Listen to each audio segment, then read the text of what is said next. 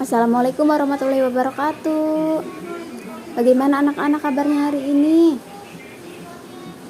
Alhamdulillah ya, sehat. Oke, sebelum kita memulai pembelajaran hari ini, mari kita berdoa dulu. Ketua kelas tolong pimpin doanya ya.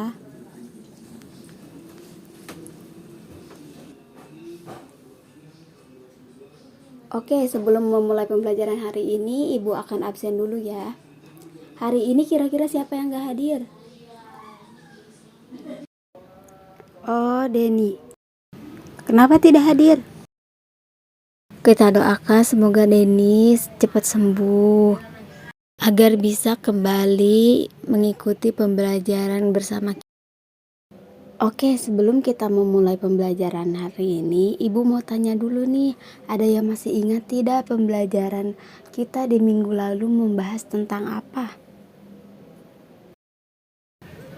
Iya betul, minggu lalu kita membahas tentang bakteri. Ada yang masih ingat apa itu pengertian dari bakteri? Coba Dwi tolong jelaskan pengertian dari bakteri. Iya, bagus sekali. Oke, jadi hari ini kita akan membahas tentang bioteknologi. Sebelum kita bahas materi hari ini, Ibu mau tanya dulu nih. Kira-kira di antara kalian udah ada yang tahu belum ya apa itu bioteknologi?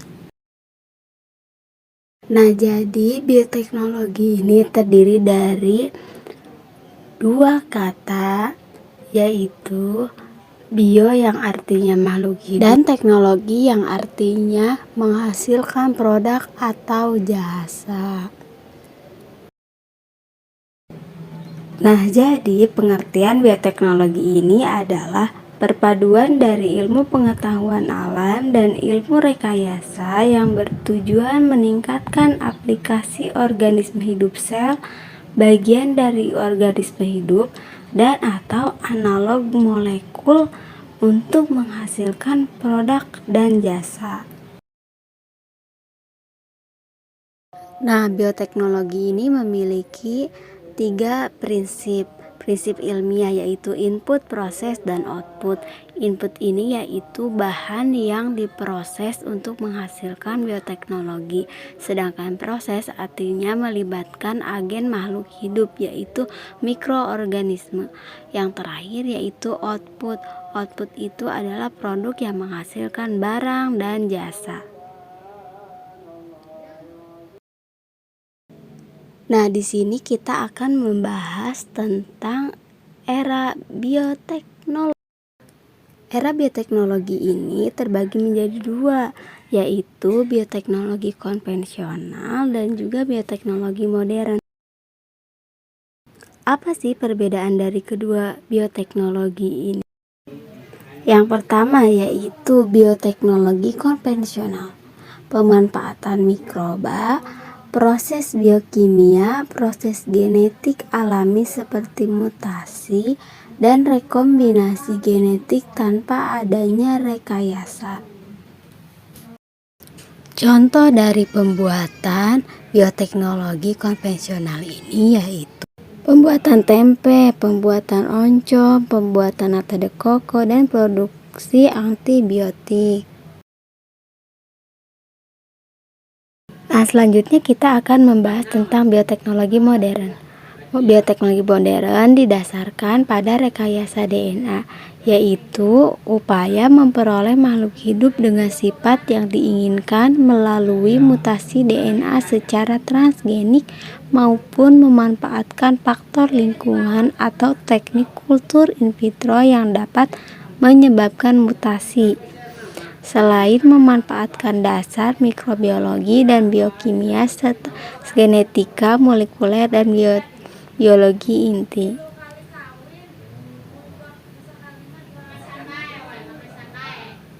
Contoh dari bioteknologi modern ini adalah Kadar pati kentang mutan meningkat 20%.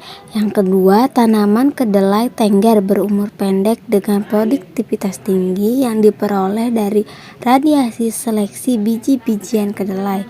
Yang terakhir yaitu pembelahan embrio secara fisik maupun menghasilkan kembar identik pada domba, sapi, dan kuda. Nah, sekarang kita akan membahas alasan kenapa sih penggunaan mikroorganisme ini dalam bidang bioteknologi. Karena yang pertama, mikroorganisme ini berkembang biak secara cepat. Nah, yang kedua yaitu mikroorganisme ini dapat diklon sehingga sifatnya tetap konstan. Nah, yang ketiga, mikroorganisme ini dapat diubah sifatnya sesuai keinginan manusia. Nah, yang keempat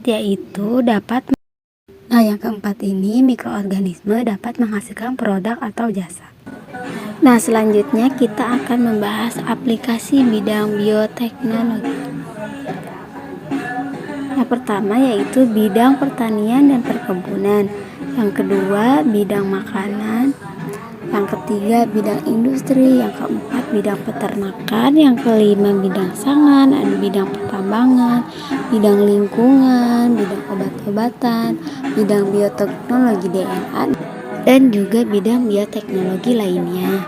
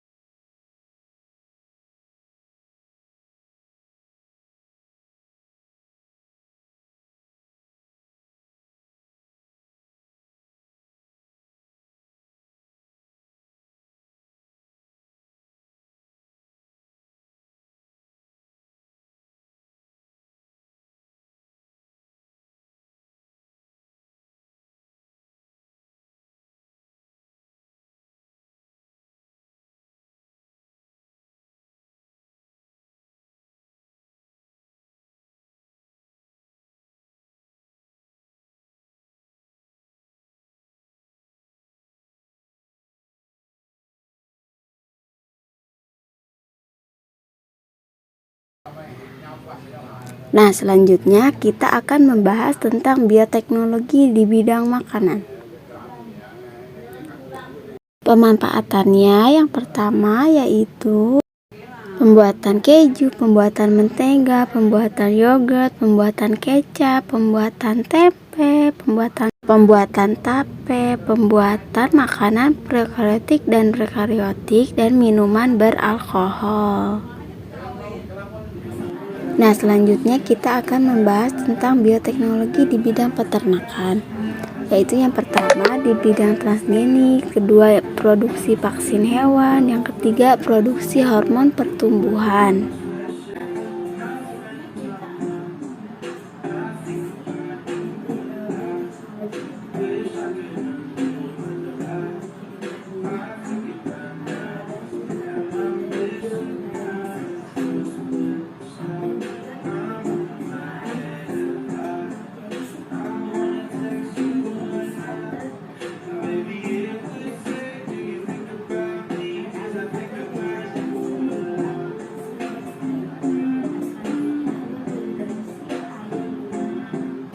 Nah, pemanfaat dari bioteknologi ini yaitu memproduksi vaksin.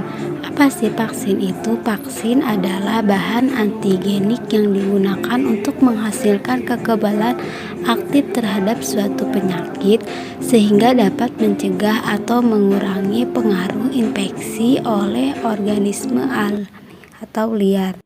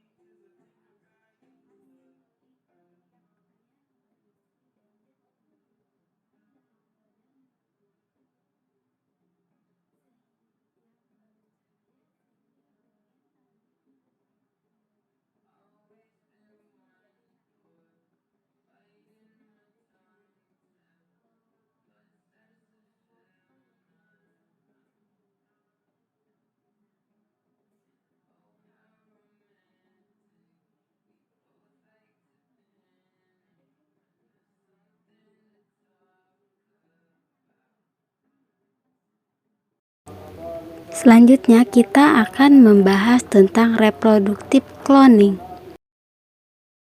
Di sini ada contoh ya, domba.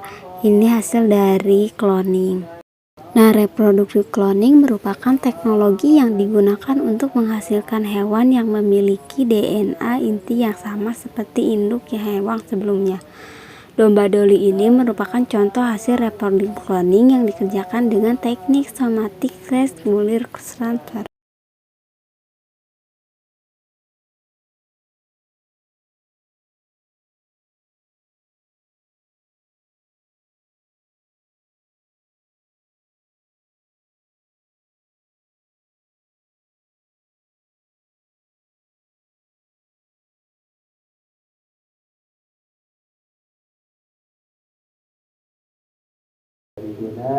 Nah, selanjutnya kita akan membahas dari bioteknologi ini, yaitu dampak positif bioteknologi. Yang pertama yaitu tanaman OHMG atau organisme hasil rekayasa genetika memiliki resisten terhadap hama. Yang kedua, tanaman organisme hasil rekayasa genetika ini mampu menambah nitrogen, tahan garam, tahan kondisi tandus dan juga kekeringan. Tanaman organisme hasil rekayasa genetika ini menghasilkan hormon pertumbuhan. Dan juga tanaman organisme hasil rekayasa genetik ini memberikan jasa penyimpanan ikan yang resisten terhadap pembusukan. Yang kelima yaitu rekayasa genetika dapat menghasilkan obat-obatan. Yang keenam, bioteknologi mampu menghasilkan enzim, asam amino, dan juga vitamin.